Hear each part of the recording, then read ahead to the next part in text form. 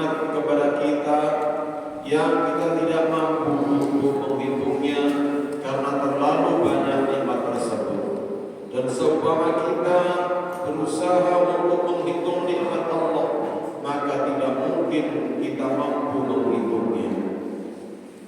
Dan di antara nikmat-nikmat tersebut adalah kita saat ini diberikan iman, diberikan Islam, yang nikmat-nikmat itu tidak diberikan kepada semua orang, kepada setiap insan, akan tetapi hanya diberikan kepada orang-orang yang terpilih.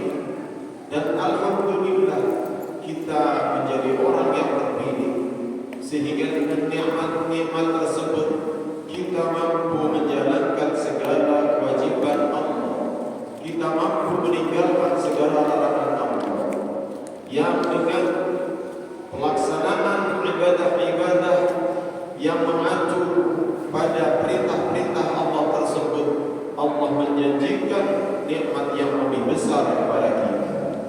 Rasa syukur tersebut apabila terus-menerus kita lakukan, maka Allah juga berjanji akan menjadikan nikmat ini kekal abadi dan akan terus-menerus ditambah. Hadirin yang berbahagia, kita hari ini masih berada di bulan Syawal, di mana bulan Syawal ini merupakan bulan peningkatan ibadah kita. Setelah kita ditempa di bulan Ramadan dengan segala ibadah yang telah kita tunaikan dan kita upayakan untuk semaksimal mungkin, maka di bulan Syawal ini harus terus kita tingkatkan, tidak boleh kendor, tidak boleh menurun, apalagi kita tinggalkan. Yang selama bulan Ramadan kita masih berusaha menjalankan kewajiban puasa, maka di bulan Syawal ini juga masih disunnahkan untuk berpuasa. Siapa orang yang berpuasa di bulan Ramadan dan kemudian ditambah dengan berpuasa 6 hari di bulan Syawal, maka seakan-akan dia berpuasa setahun penuh, yang sehingga pahalanya juga pahala berpuasa setahun penuh. Yang di bulan Ramadan kita berusaha menjalankan segala kebaikan semaksimal mungkin, membaca Al-Quran, sholat malam, sholat sunnah, dan kemudian bersedekah dan beriktikaf, dan banyak lagi ibadah yang kita upayakan, karena memang janji-janji Allah beribadah di bulan Ramadan tersebut pahalanya sangat besar dan dilipat gandakan. Maka di bulan Syawal ini dan seterusnya itu kita tidak boleh kendor dan terus harus kita tingkatkan. Memang berpijak pada bulan Ramadan, belajar dari bulan Ramadan, kita harus terus berprestasi di bulan-bulan selanjutnya setahun penuh.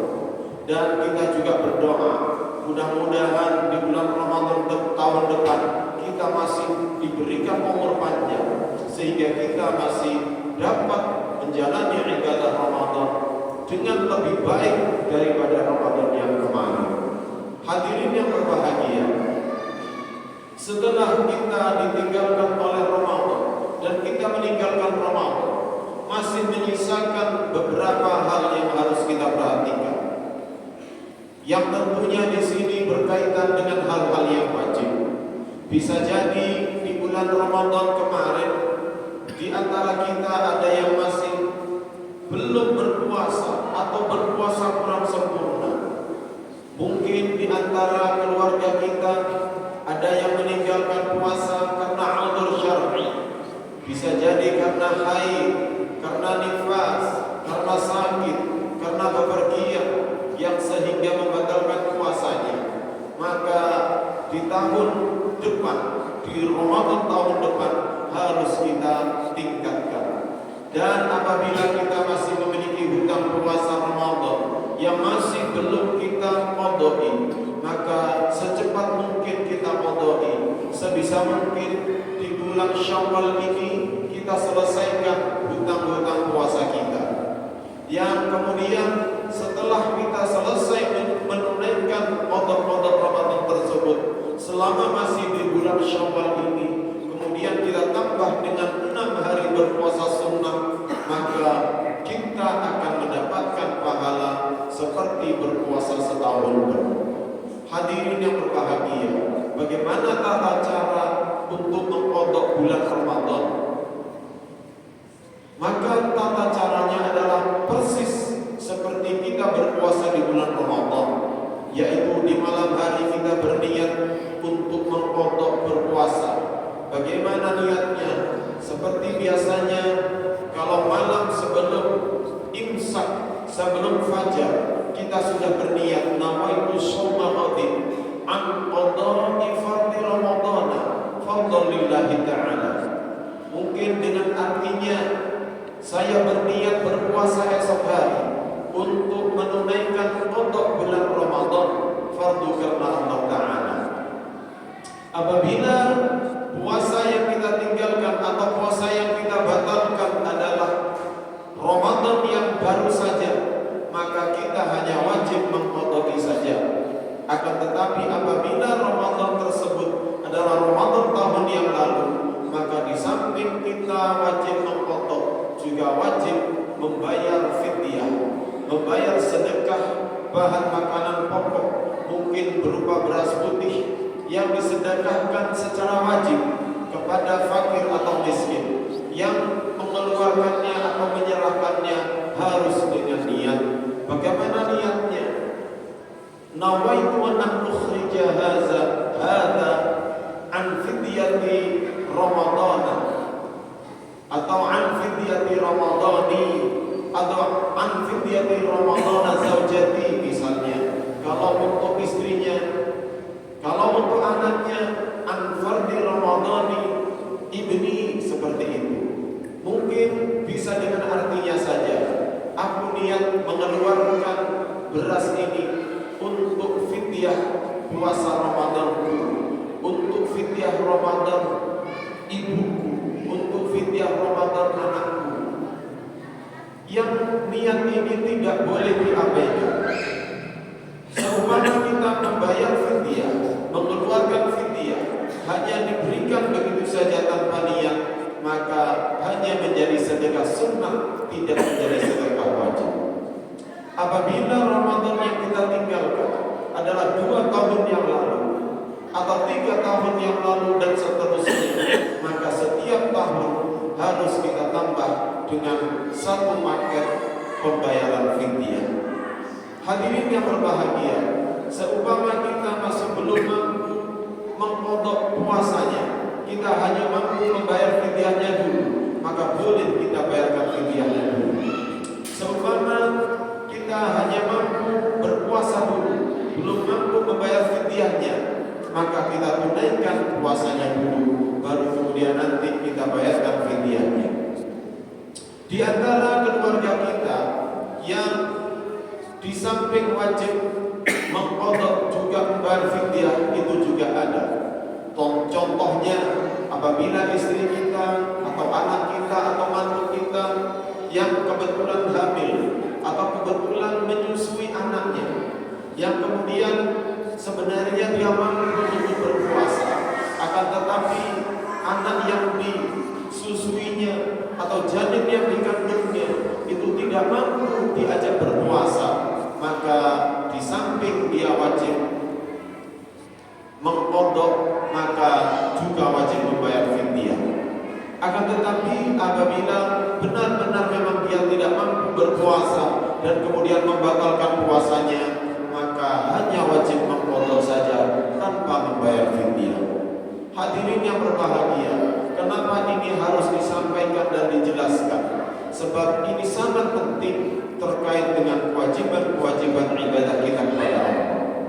Hadirin yang berbahagia, untuk hal-hal yang wajib yang berkaitan dengan ibadah wajib, apakah itu sholat, berpuasa, zakat, kafarah, fidyah, kesemuanya ini tidak bisa hilang, tidak bisa tertunaikan, tidak bisa diampuni oleh Allah sebelum kita tunaikan.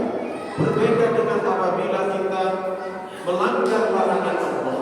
Misalnya kita minum minuman keras, kita berlaku buruk, kita melakukan seks bebas misalnya, maka di situ hanya cukup dengan istighfar, hanya cukup dengan taubat, maka Allah pasti sudah mengampuni. Akan tetapi untuk sholat yang belum kita tunaikan, maka sebelum bertaubat kita harus mengqadainya, dan qada itu juga merupakan salah satu bentuk taubat kepada Allah. Begitu juga dengan puasa dan zakat, yang kesemuanya itu apabila belum kita tunaikan, maka harus kita tunaikan meskipun waktunya telah berakhir. Contohnya yang kemarin kita diharuskan membayar zakat fitrah untuk seluruh anggota keluarga, yang kemudian mungkin di antara kita masih keberatan untuk membayar zakat fitrah tersebut, sementara sebenarnya ada zakat yang bisa digunakan untuk membayarnya, maka kita wajib untuk mengqadainya dan harus kita bayarkan zakat fitrah tersebut meskipun telah berakhir masanya. Apabila kita telah menunaikannya, maka itu merupakan salah satu bentuk taubat atas pelanggaran kita terhadap perintah Allah. Hadirin yang berbahagia, masih banyak hal yang bisa kita lakukan dengan ibadah di bulan Syawal ini. Di antaranya adalah bulan Syawal ini merupakan salah satu bulan yang merupakan rangkaian dari ibadah haji. Ibadah haji adalah dimulai dari Syawal, Dzulqa'dah dan Dzulhijjah. Maka apabila di antara kita mungkin mulai bulan Syawal ini kemudian sudah menunaikan ibadah haji dengan umrah terlebih dahulu dan kemudian menunggu masa untuk melaksanakan wukuf dan rangkaian ibadah haji berikutnya, maka itu sudah bisa dianggap cukup, sebab ibadah haji dimulai dari bulan Syawal ini. Mudah-mudahan khutbah singkat ini menjadikan kita terus-menerus mengoreksi ibadah kita dan menjadikan ibadah kita dari waktu ke waktu menjadi lebih baik dan lebih berprestasi. A'udzu billahi minasy syaithanir rajim. Bismillahirrahmanirrahim. Inna a'tainakal kautsar fasholli li rabbika wanhar. Inna syani'aka huwal abtar. Barakallahu li wa lakum fil Qur'anil 'azim wa nafa'ani wa iyyakum bima fihi minal ayati wal dzikril hakim wa taqabbala minni wa minkum tilawatahu innahu huwas sami'ul 'alim. أقول قولي هذا وأستغفر الله العظيم لي ولكم ولسائر المؤمنين والمؤمنات والمسلمين والمسلمات فاستغفروه إنه هو الغفور الرحيم. أستغفر الله.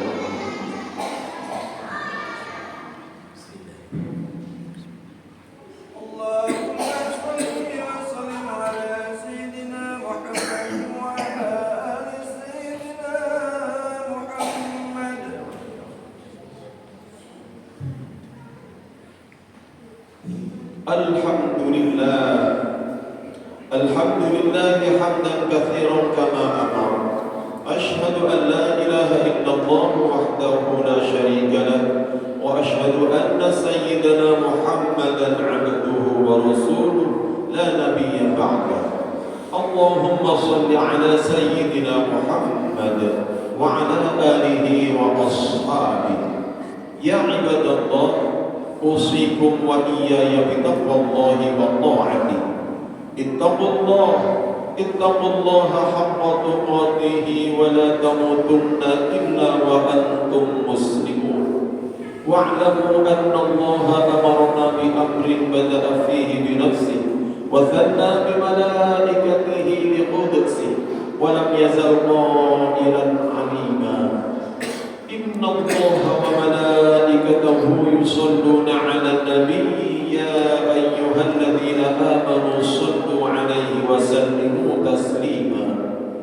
فأجيبوا الله يا عباد الله إلى ما دعاكم، وصلوا وسلموا على من به الله هداكم. اللهم صل على سيدنا محمد وعلى آله وأصحابه وعلى التابعين وتابع التابعين وتابعيهم بإحسان إلى يوم الدين، وارض عنا معهم برحمتك يا أرحم الراحمين.